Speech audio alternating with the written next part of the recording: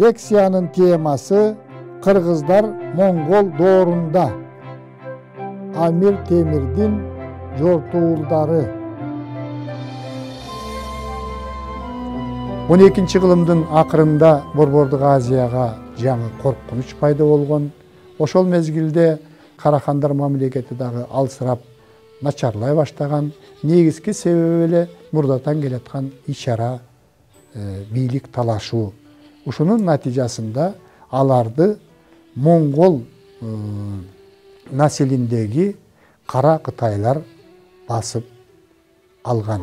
Кара кытайлар ошол Кытайдын түндүгүндө 10-11 кылымдарда эле жашаган, ошол жерде күч алган моңгол тилинде, моңгол туңгус тилинде сүйлөгөн эл болгон. Алар биригип ошол жерде Ляо, Темирдей деген мамлекет түзгөн. Ошол мамлекет учурунда адегенде түндүк Кытайды, андан кийин ортоңку Кытайды басып алып, ал жерге bir кылымга жакын бийлик жүргүзгөн. Ошондуктан азыркы мезгилде биз Кытайды ошол моңгол кытайлардын аты менен атап калганбыз. Кытайлыктар өздөрүнүн хан тукуму, ханзуулар деп эсептейт. Ол жерден ушу тарыхтын тамашасы кытайларды бөлөк элдер орто кылымдардагы анын душмандары монголдордун аты менен атап калган. Алар акырындык менен жылып, анан ушу Караханит мамлекетин басып алып, ушул Орто Азияда 90 жылга жакын бийлик жүргүзгөн. Алардын башында Элүй Даши турган. Ал ушул жерде өзүнүн тегерегине чогулган 40 миңдей түтүн эл менен адегенде Чыгыш Түркүстанга келип, анан ал жерден Кара Кытай хандыгын түзүп, анан кийин Карахандар мамлекетин басып алып, Си Ляо деген империя негиздеп, ошол империяда Гурхан деген ат менен өзү жеке бийлик жүргүзүп турган. Мына ошол мезгилде Чыңгыз хан аренага чыгып калган. Чыңгыз хандан качкан Найман ханынын уулу Кучулук качып келип, ушул Гурханга кызматка өткөн. 1212 жылы ал Гурханды колго түшүрүп, өлтүрүп, анын бийлигин тартып алган. Жергиликтүү эл Кучулукту узурпатор катарында жаман көргөн, анын саясатын жактырган эмес. Бирок өжөрлөнгөн Кучулук абалды оңдоого, элди баш ийдирүүгө аракет кылган. Бирок жергиликтүү эл Кучулуктун саясатын эч колдобой, аны мамлекет башчысы катарында кабыл албай, андан кутулуунун жолдорун издеген. Мына ошол мезгилде чыгыштан Чыңгыз хандын каар заманы Кыргызстанга жакындап калган. Эми кыргыздардын Моңгол доорундагы абалына кыскача токтололу. Тарыхта белгилүү 1206 жылы Моңгол урууларынын башын бириктирип багындыргандан кийин 1206 жылы Темучин өзүнүн мамлекетин империя деп жарыялап, өзү Чыңгыз которгондо күчтүү хан деген титулду алган. Бийликке келгенден кийин алгачкы жылдарында эле ал баскынчылык саясатын баштаган. Биринчи жолу 1207 жылы ал өзүнүн уулу Жучини Токой элдерине, тагыраак айтканда Енисейдеги бир катар урууларга, анын ичинен кыргыздарга жортуулга аттандырган. Монголдордун күчүн сескен кыргыздар ошол мезгилде 3 хандыкка, чакан хандыкка бөлүнүп жашаган. Алар кеңешип туруп, Жочунун алдынан тозуп чыгып, ага Күлүк Аргымак, Ак Шумкар, аң терлерин тартуулап, Чыңгыз хандын бийлигин тааныгандыгы жөнүндө билдиришкен. Ошол белек бечкектер менен кайтып келген жоочуга ыраазы болгон Чыңгыз хан ошол элдерди сен өзүң башкар деп тапшырган экен.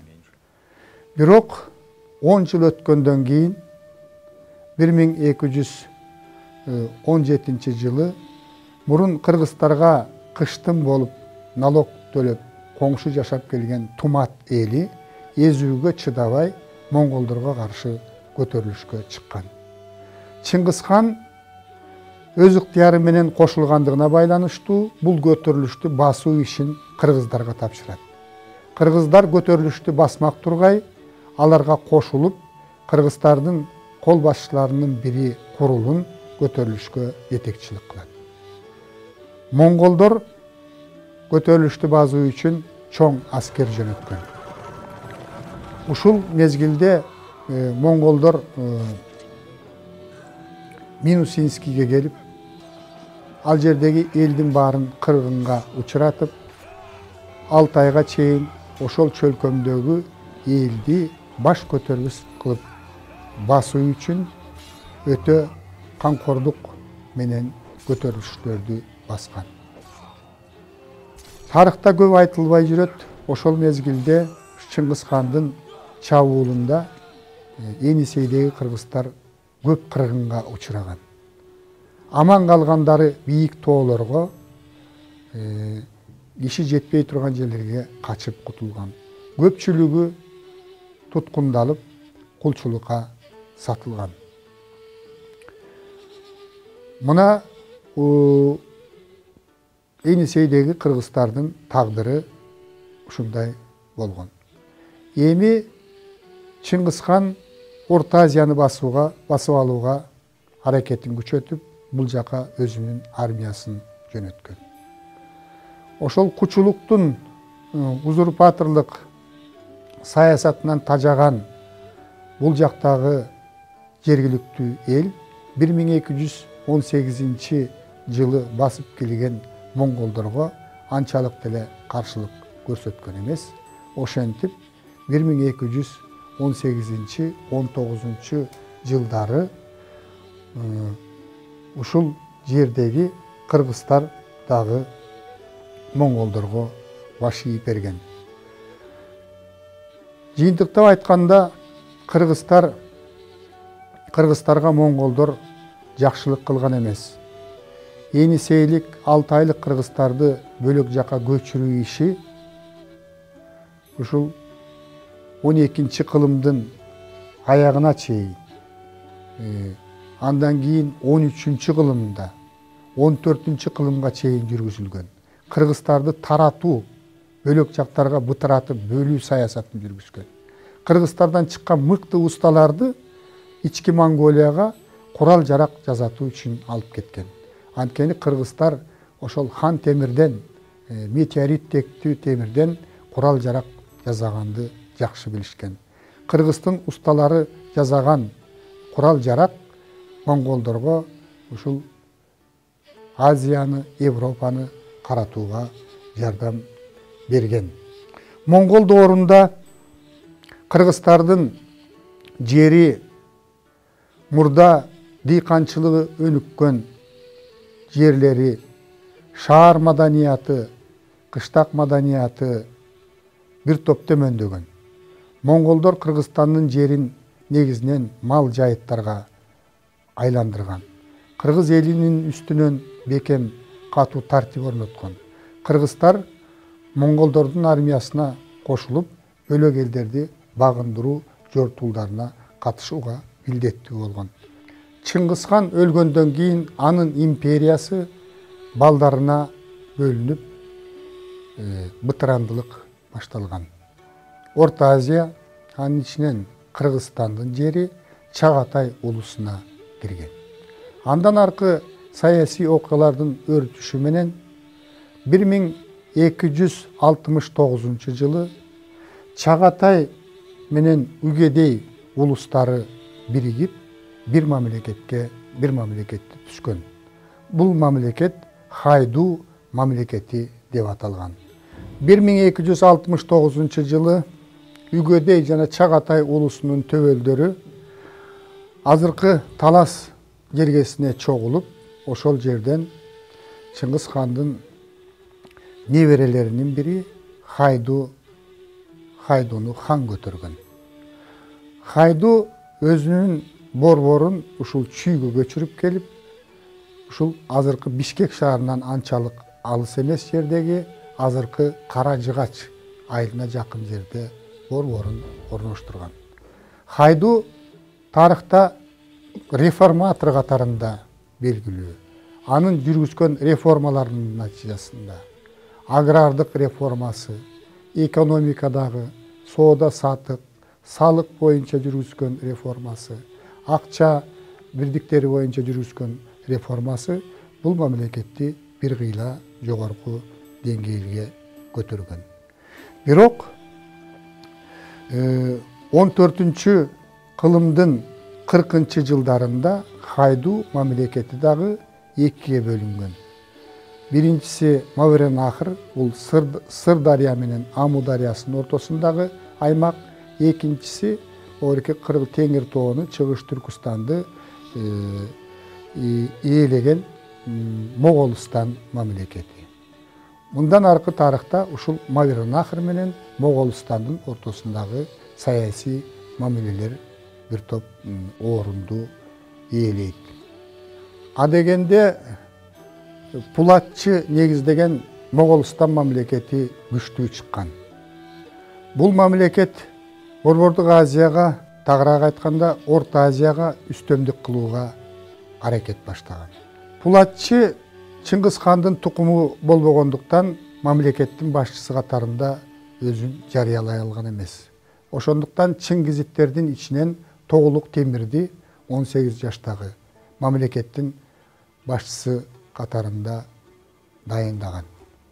Тоголук Темир жаш болсо дагы саясатка жөндөмдүү экендигин көрсөтүп, бат эле Моголстан мамлекетинин өнүгүшүнө салым кошо баштаган.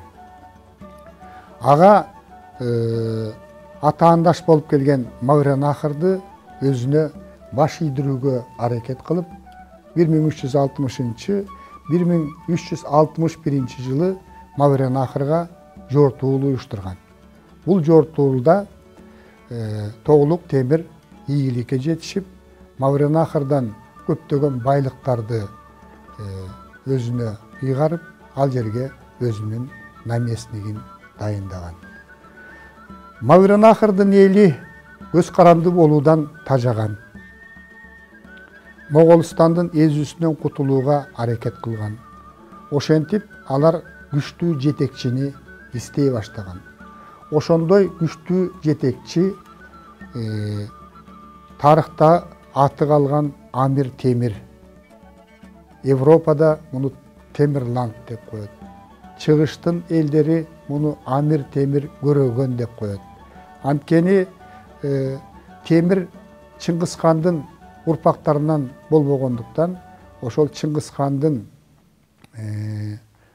урпактарынын биринин аялына, жесир аялына үйлөнүп, ошондон кийин Чыңгызиттердин күйөө баласы катарында бийлик жүргүзүүгө өзүн акылуу деп эсептеген. Ошондуктан ал Гураган, кыргызча которгондо күйөө бала дегенди түшүндүрөт. Ушундай ысым менен ушул Орто Азияда үстөмдүк кылууга өзүнүн акысы бар экендигин билдирген. Ал 1370 жылы бийликке келип, өзүнүн империясын түзгөн. Бул империя көптөгөн жерлерди өзүнө караткан. Бирок чыгышты карай ал канчалык жортуул жасаса дагы Моголстандын элин өзүнө карата алган эмес. Тарыхый маалыматтар боюнча Амир Темир Моголстанга 1371 жылы, 1375 жылы, 1377 жылы, 1379, 89 жана 90 жылдары бир нече ирет жортуулдарды уюштурган. Бул жердеги эл Амир Темирдин аскерлерине сок курууга аракет кылган. Алардын ичинде кыргыздар да болгон. Бирок Амир Темир канчалык аракет кылса дагы ушул Моголстандын жерин өзүнө багындыра алган эмес. Ошол Амир Темирдин Кыргызстанга жүргүзгөн чабуулунан, жортуулунан ушу Ысык көлдүн башындагы Сан таш деп аталган тарыхый эстелик калган деген маалымат бар. Уламыш боюнча ал ушул жортуулда жүргөндө аскерлерин санаш үчүн адегенде бир жерге ташты үйдүрүп ар бир аскерине, андан кийин жортуулдан кайтып келаткан мезгилде кайра аскерлерин санаш үчүн экинчи жерге таш үйдүргөн. Ошентип Ысык көлдүн башында бир чоң таш төбө, бир кичине таш төбө. Ал кичине таш төбө Амир Темирдин аскерлеринин азайгандыгынан кабар берет деген уламыш бар.